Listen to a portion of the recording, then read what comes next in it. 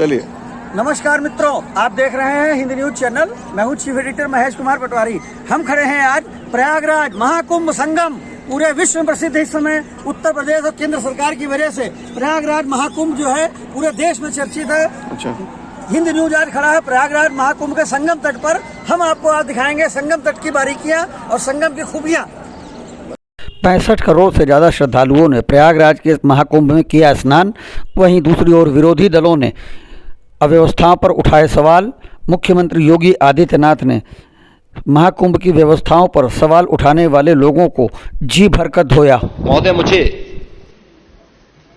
Social media handle पर एक बात बहुत अच्छी लगी। एक सज्जन ने इस बात को कहा और उसने जो लोग महाकुंभ का विरोध कर रहे थे उनके बारे में उसने बहुत सटीक टिप्पणी की।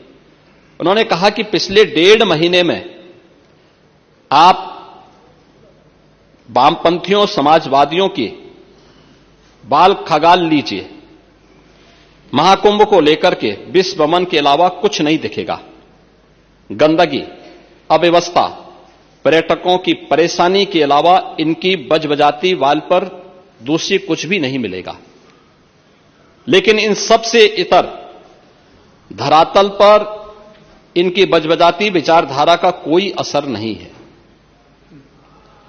हज के दौरान अव्यवस्था से होने वाली सैकड़ों मौतों पर चुप्पी साध जाने वाले भारत के वामपंथी सेकुलर स्कॉलर महाकुंभ की भव्यता पर उल्टी करते नजर आए हैं। हर बार इनकी कोशिश महाकुंभ को बदनाम करने और फेल करने की रही, लेकिन ऐसे तमाम लोगों की मंशा को दरकिनार करते हुए करोड़ों लोगों ने आस्था की डुबकी लगा करके इनके जले पर नमक छिड़कने का ही काम किया है। उन्होंने आगे लिखा है कि महाकुंभ के दौरान दुखद हादसा हुआ, इसके बाद भी आस्था और विश्वास तमाम परेशानियों पर भारी पड़ी। तीर्थयात्री समस्त परेशानियों और मुश्किलों का पहाड़ चढ़कर भी प्रयागराज महाकुंभ पहुंचे, वहां से स्नान कर खुशी खुशी वापस लौटे।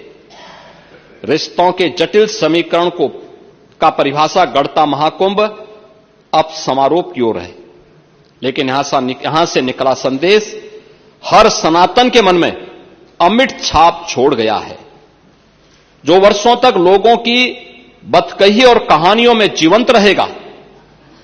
हर तरफ अपनी मां और बुजुर्गों को महाकुंभ में अनाथ छोड़ देने वाले बेटे रहे हों, तो दूसरी तरफ अपनी सास को पीठ पर उठाकर कुंभ स्नान कराने वाली बहू भी रही है। लेकिन सनातन विरोधियों को नजर केवल गंदगी पर पड़ी। मैं अध्यक्ष महोदय वह चित्र लेके आया हूं। ये देखिए, एक बहू है, अपने सास को पीठ पर लाद करके जा रही है महाकुंभ स्नान करने के लिए।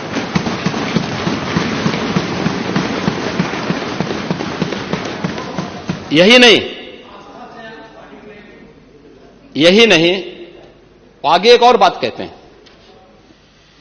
किसी ने सच कहा कि महाकुंभ में जिसने जो तलाशा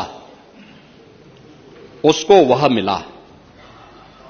गिद्धों को केवल लाश मिली, सूअरों को गंदगी मिली, संवेदनशील लोगों को रिश्तों की खूबसूरत तस्वीर मिली, आस्थावानों को पुण्य मिला, सज्जनों को सज्जनता मिली, गरीबों को रोजगार मिला, अमीरों को धंधा मिला, श्रद्धालुओं को साफ सुथरी व्यवस्था मिली, पर्यटकों को अव्यवस्था मिली, सद्भावना वाले लोगों को जाति रहित व्यवस्था मिली, भक्तों को भगवान मिले। मतलब सबने अपने स्वभाव और चरित्र के अनुसार चीजों को देखा है। एक ही घाट पर सभी जातीय वर्ग के तीर्थयात्री स्नानार्थी बिना किसी भेदभाव के नहाते रहे। सनातन की सुंदरता आखिर समाजवादी और वामपंथियों को कैसे नजर आएगी? लेकिन इनके द्वारा लगातार किए जाने वाले प्रश्न इनकी नियत को ही संदेह के दायरे में खड़ी करती है। महोदय, ये टिप्पणी अचानक नहीं है। ये टिप्पणी भारत की टिप्पणी है, भारत की भावनाओं की टिप्पणी है।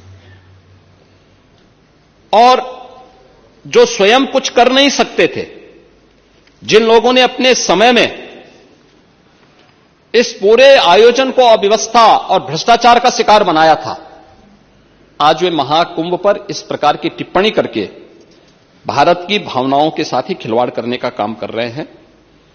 और मैं तो केवल इस बारे में एक बात कहना चाहूंगा कि महाकुंभ ने पूरी दुनिया को भारत की सनातन एकता का संदेश देकर के एक भारत श्रेष्ठ भारत के प्रधानमंत्री मोदी जी के विजन को ही चरितार्थ करके दिखा दिया है कि विश्वास है तो पूरा भारत अपना सहयोग देने के लिए उतनी ही तत्परता के साथ खड़ा है जो महाकुंभ में दर्शन होता हुआ दिखाई दे रहा है।